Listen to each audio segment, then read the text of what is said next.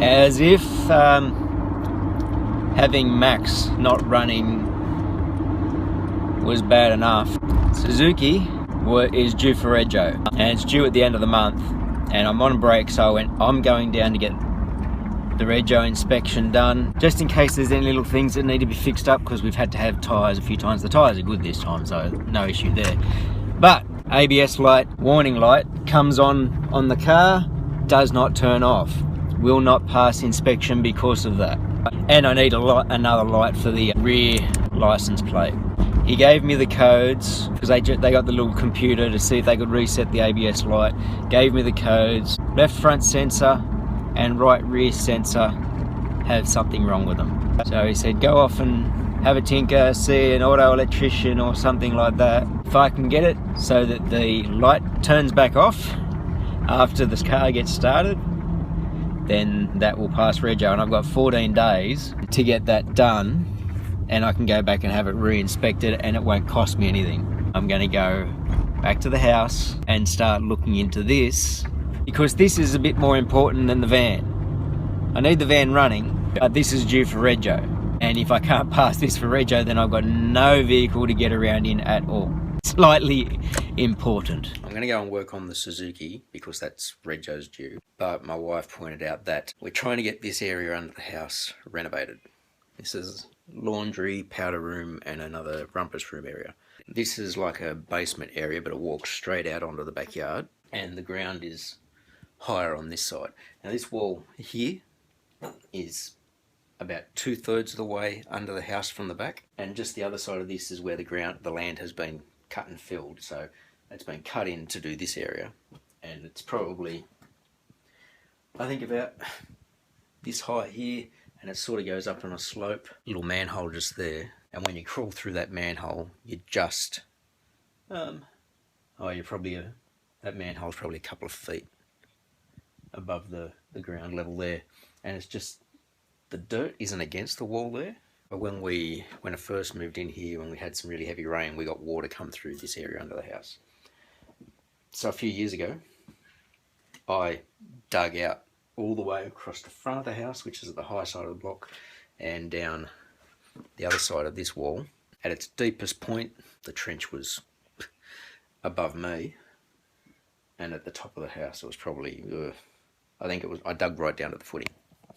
And I basically waterproofed that whole area using a mixture of this. This is a underground pond paint, and it's non-toxic, it's water-based, and it will basically support water. It's meant for filling in the bottom of ponds so the ponds won't leak.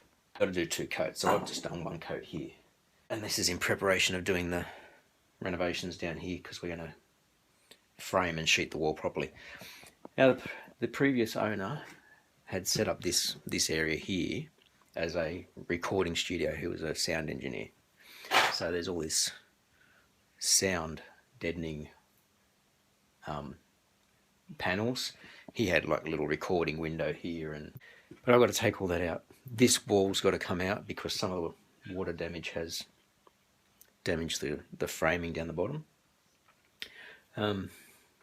And it's non-load bearing, it's just a dividing wall. So I'm going to take that out and replace it so we can put a pocket door in and make it a better break between the 2 rooms. But before I go up and work on the car, I've just a bit of a waterproofing coat. That's the first coat along here, right down to the floor. That dry, I'm going to go work on the Suzuki. And at some point, I've got to get back around to removing this wall. Like, I took the glass out and the door out a couple of weeks ago, but I've got to take all this. This is just particle board sheeting on the other side. I've got to take all that out and pull this frame out, and because it was built quite a while ago, it's all 4-inch nails, so pulling it apart is going to be a pain. That stuff works really well. When I did that waterproofing around the front of the house, it was 2 coats of that, and then some like concrete and plastic and that sort of stuff. Then a whole stack of new drainage and gravel, and then backfilling and all that sort of stuff.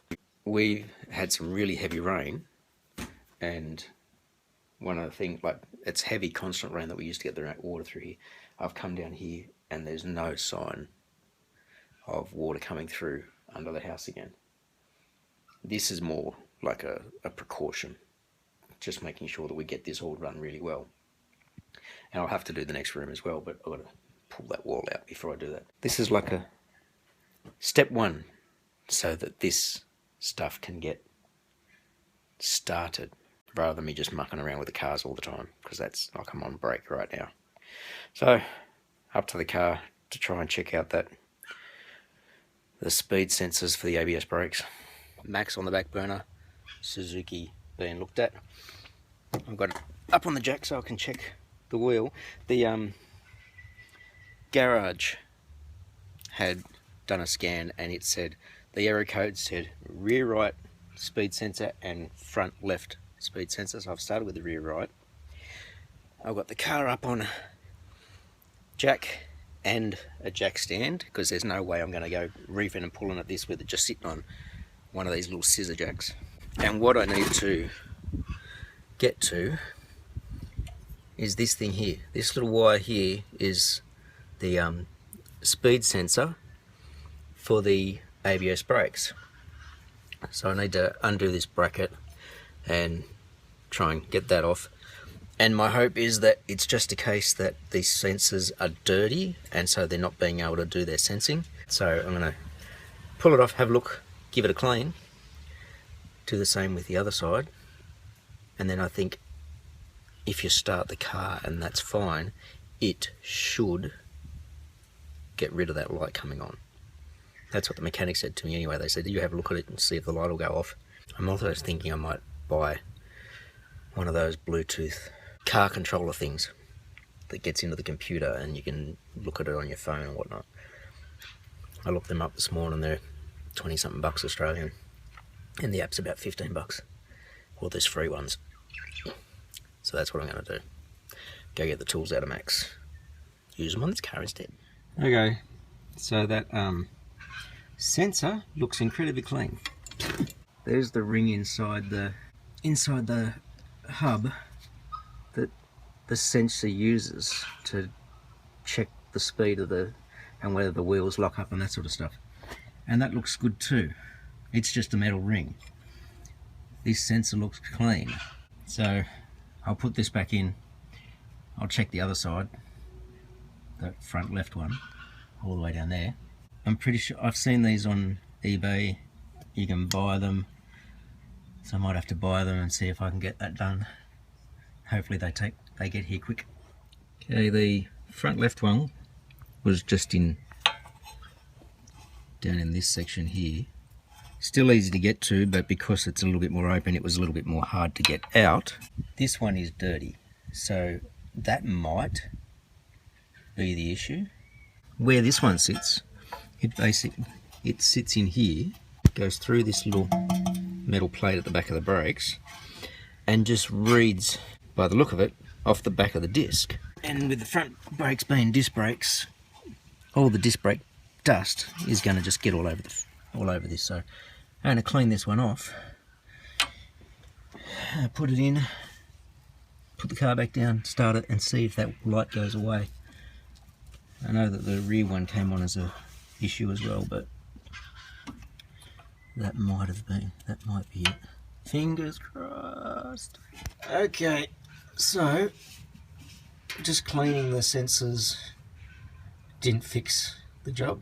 I just did a YouTube search on testing the sensors, and they said you can test the ohms of it, but I had to get this undone, and I've got to say it was no easy feat to get this separated because there was so much dirt in around the clips and everything, but I got it.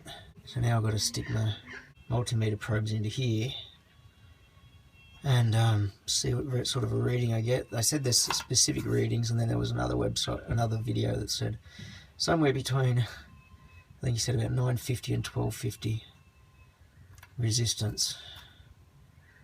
So I'm going to give that a test. Okay, there's my ohm meter. Bit hard trying to do this single-handed. Okay, that's the left one, which is the good one, and it's at 1200. That's the right one, which again, that's the same reading. So according to the resistance, both of these sensors are working properly. I'll check the front one as well. Okay, so it's the end of the day Friday. I've spent the day doing this waterproofing on the inside of this room, the wall, and in between that and that drying, checking and cleaning the sensors on the car. And then I did a bit of a Google search, well, a YouTube search, found out how to check to test the sensors with the multimeter. All of them have the exact same resistance reading, and all those resistance readings are good. In terms of checking using the voltage tester, they said one of the things said you spin the wheel and you'll see 200 milliamps. I couldn't maintain a spin on the wheel and it wasn't moving anyway, so I don't know what that means. And I was doing that on a good one and a bad one. I rang the garage and asked them a little bit about that, and they just recommended going to an auto electrician. So I asked if they had a recommendation and they gave me one. Now I've got to wait till Monday to basically give them a call. Unless they work Saturday mornings. I might Google them and check. But in the meantime, this is dry downstairs, so I'm going to do the second coat because I may as well. That means that job is done and we're one step further forward in getting this room done. So I'm going to get onto that. Okay, so I just got on the iPad, Googled this auto electrician. They're just down in Blaxland. They are open tomorrow on Saturday. They open from 7 till 11. So I'm going to give them a call in the morning and see if I can come down and they have a quick look at it. Fingers crossed on that. Second coat of that waterproofing. Second coat always goes on a lot easier because the first coat really soaks it in because it's on the bare brick. This stuff's really good. It'll dry as basically a rubbery surface, and I think it's pressure rated as well. Like it'll stop water and moisture forcing through the wall. So I've got to basically remove this wall to get through to there, so I can continue this along that wall as well. One other thing that I did today, this is the little front section of the house. So this is the wall that I've just basically been working on the other side, and you can see the ground level just here. Now the base of that wall is probably about, I can see it down that end, but right here it's probably about another 1.5 feet down, and that wall there on the outside I've basically waterproofed right along that side all the way up into this corner, and you can see how deep this gets here. Right, there's a big foundation section just there, and then it just drops, and that's like a 5-foot drop at least. Having waterproofed along there, that's actually stopping most of the moisture or most of the water coming through here. There is still a little bit of ground seepage moisture. I got into here today with a shovel and just started digging some of this away from the wall. Now all here is just dry clay. Further down was slightly damp clay, so where the water has seeped right through. And I actually remember before I got it in and waterproofed that front, when we had some really heavy rain, I got in here and you could hear trickling water in here, and this was all bone dry, and about halfway down I found water just sort of trickling down, and that doesn't happen anymore. And so with this waterproofing on the inside and digging away all of the soil on this side, it's going to make sure that this is going to be a sound renovation. This is the wall that I've got to remove, and all of this soundproofing, so that this can be properly insulated as well as a room, because at the moment it's just brick wall to the outside. Wife's been looking for another shed for us to put up temporarily to get the stuff out from under the house so we can do those renovations, and we're also shopping around for new aircon. And while we're doing that, we found out that we can get a shed from Bunnings that's only a couple of hundred more than what people are asking for second-hand sheds, where I've got to go and dismantle it, bring it back, and then put it up. So I've chucked the trailer on the back of the Suzuki. I'm heading down into Penrith. I rang them, they said yes, they've got that shed in stock. Just as I was getting ready to leave, our power flicked on and off 4 times, and then on the 5th time it went off and didn't come back on.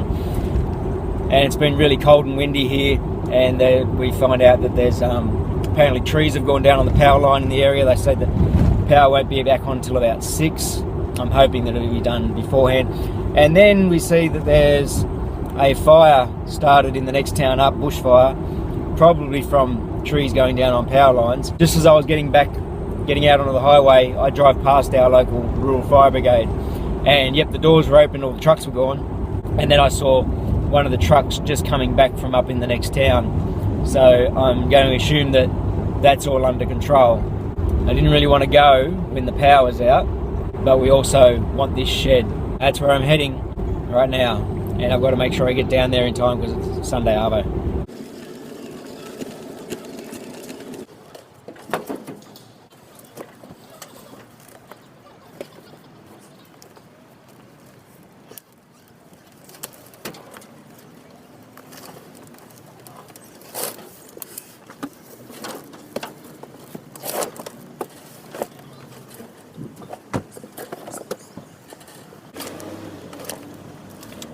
Got the panels, two packets for the shed.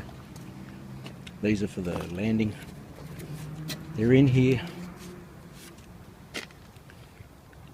Even with a 6-foot trailer, these things still have to sit up on the top. It's one of the reasons that I really want the van to run again. But I've got them. It's almost dark. I guess I should be thankful that the weather's nice. It's not going to rain on me.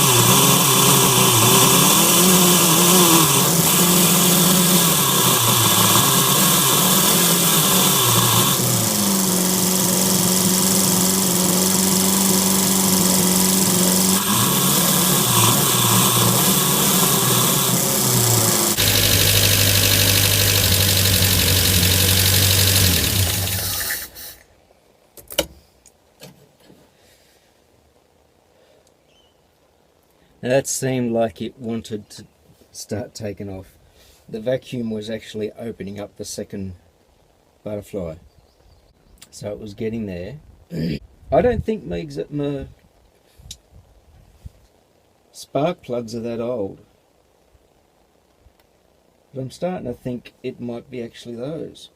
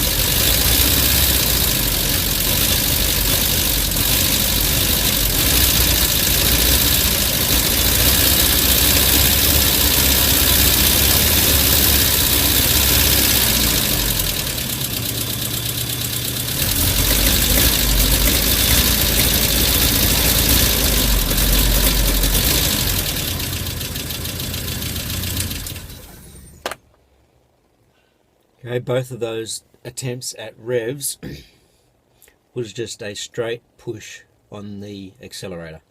First one was just a gentle push, and I just held it there and it was doing that rough running. The second one I tried pushing in harder to get a more of an accelerated rev, and that's what it did. I don't know. I've reached an end point with the van at the moment. It runs, it just still won't accelerate.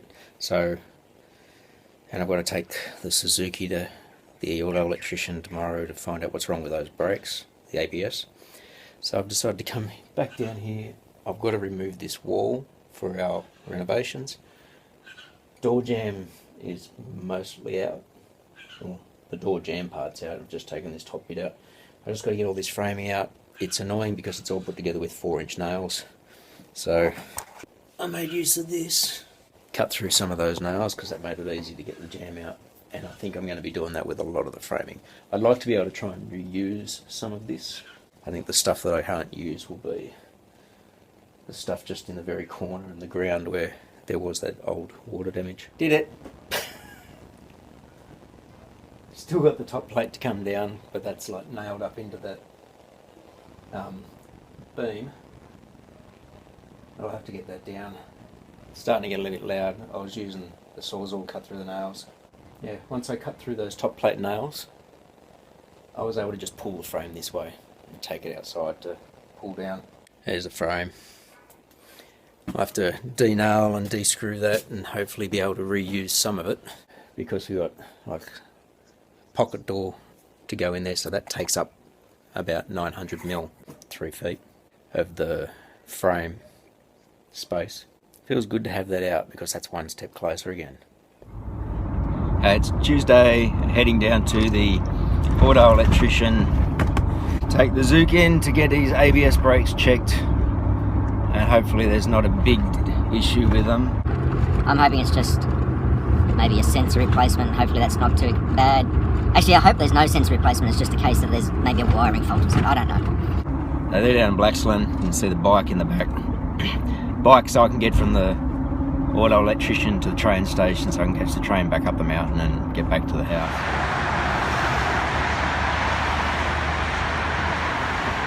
Drop the car off, grab the bike out so I could ride down to the station.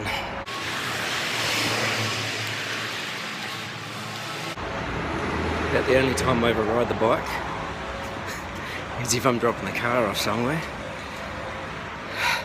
So not that fit. Just missed a train going up the mountain. Next one's in about half hour. So I'm just going to go across, get myself on the station, and so I can get the next one up. I'm not riding all the way up. That'd kill me.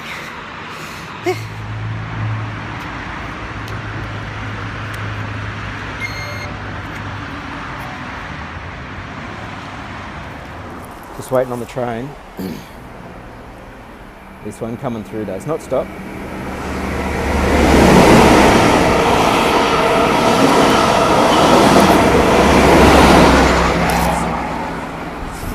I think that's one of the ones that goes all the way out to Bathurst.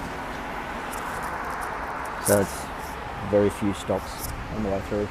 I'm trying to, when the train pulls in, I've got to keep an eye out for a little bike symbol on the side of it, because the mountain trains have spots where you can hang your bike up just inside the doors.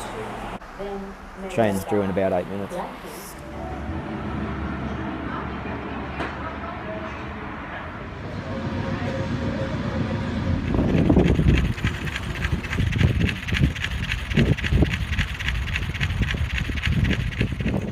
Back up the hill, heading to the house.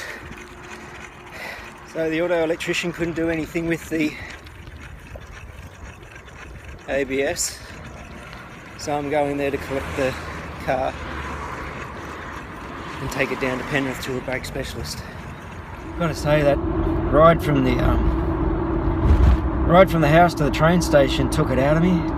Too many hills. The auto electricians, first time I've ever been there, but they were recommended, and I can see why they were recommended. Very nice people, talk straight to you, no rubbish. They did scan testing, they tested all the sensors, they tried a few different things. He said he even talked to a couple of the other businesses in the area, that like the auto mechanics, rather than just because they're auto electrical. But he said they were too busy to really have a look at it, and they did a bit of research and stuff, so they really had a look at what they could try and find out. Obviously couldn't fix it because they're not ABS brake specialists. All he charged me was half-hour labour. What he described to me that they did, they sounded like they did a little bit more than half an hour's worth of work. S&K Auto Electrics, Blaxland. If you're ever in Blaxland and you need auto electrical, give them a shot, I guess. I feel like they've done the right thing by me. So heading down into Penrith, rang a brake specialist, brake and clutch specialist that my auto mechanics referred me to, because I rang them first to see if there was anybody they'd recommend, and they gave me 2 names in Penrith. I rang one of them, told them the situation. If you can bring it down this afternoon, bring it down this afternoon, and they'll have a look at it. They probably need to have it overnight. Still got the bike, I can jump back on the bike and ride back to the train station, catch the train back to the house. Fingers crossed this is going to be sortable.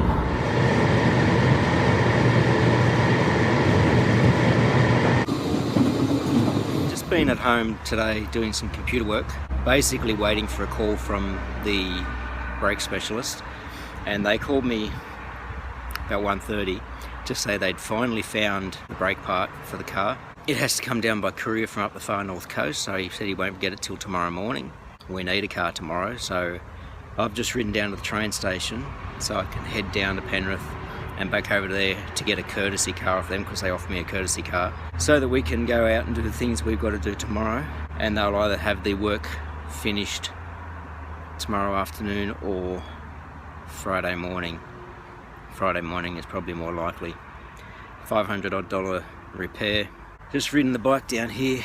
40-minute walk was a 16-minute ride, and that was having to push it uphill. But I'll tell you what, Blue Mountains Council needs to do something about a little weed seed thing that they grow everywhere.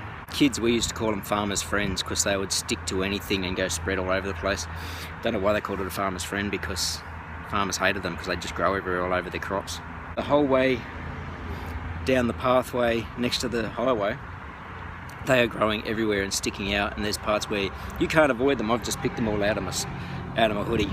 Our council needs to get out there and chop back that stuff that's growing over the footpaths, because you're running out of footpath for people to just walk on and not have to step onto the highway. Half-hour train trip down the mountain. It's about a 10-minute ride over to the the brake specialist from the station, and I'll get the courtesy car and drive back up to the house. Now if only I could get the van running.